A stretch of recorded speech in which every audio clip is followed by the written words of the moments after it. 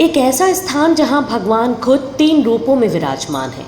जी हाँ, हम बात कर रहे हैं पुरी के जगन्नाथ मंदिर की, जहां भगवान श्री कृष्ण जगन्नाथ रूप में, उनके बड़े भाई बलराम बलभद्र के रूप में और बहन सुभद्रा देवी के रूप में विराजमान हैं। हर साल यहाँ एक अद्भुत रथ यात्रा निकाली जाती है, जिसमें लाखों श्रद्धालु भगवान के विशाल रथों को खींचने का सौभाग्य प्राप्त करते हैं। खैर, रथ यात्रा के बारे में तो शायद बहुत से लोग जानते होंगे, लेकिन इस मंदिर से जुड़ा है एक ऐसा रहस्य जिसके बारे में कम ही लोग जानते हैं।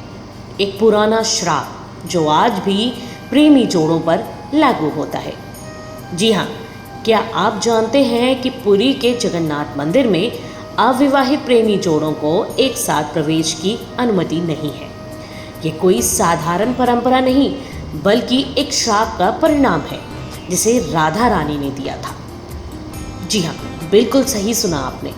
दरअसल एक कथा के अनुसार एक बार राधा रानी अपने प्रिय श्री कृष्ण के जगन्नाथ स्वरूप के दर्शन के लिए पुरी आई, लेकिन जैसे ही वह मंदिर में प्रवेश करने लगी, पुजारियों ने उन्हें रोक दिया।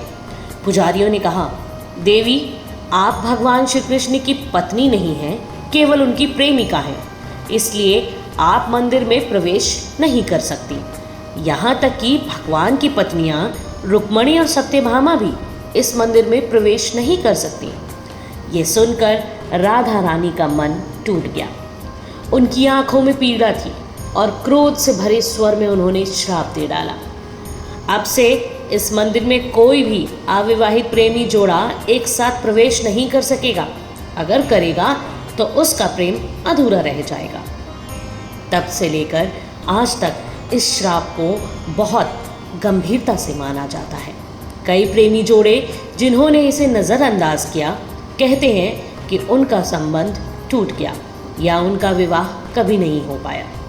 हाँ, ये बात अलग है कि वे लोग अलग अलग जाकर दर्शन कर सकते हैं, लेकिन साथ में नहीं। ये कथा हमें सिर्फ परंपरा नहीं, प्रेम, मर्यादा और आस्था की गहराई भी सिखाती है। राधा कृष्ण का प्रेम भले ही दिव्य था, लेकिन समाज की सीमाएं उसे स्वीकार ना कर सकी।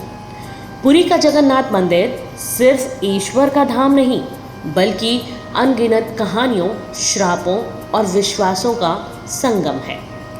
इस वर्ष जब आप रथ यात्रा में शामिल हों, तो राधा रानी की इस कथा को ज़रूर याद रखें और उस प्रेम को भी जो अधूरा होकर भी अमर हो गया। अगर आपको ये कहानी पसंद आई हो तो हमारे चैनल को ज़रूर सब्सक्राइब करें और ऐसे ही और भी अनसुनी पौराणिक कहानियों के लिए जुड़े रहिए हमारे साथ। जय श्री जगन्नाथ।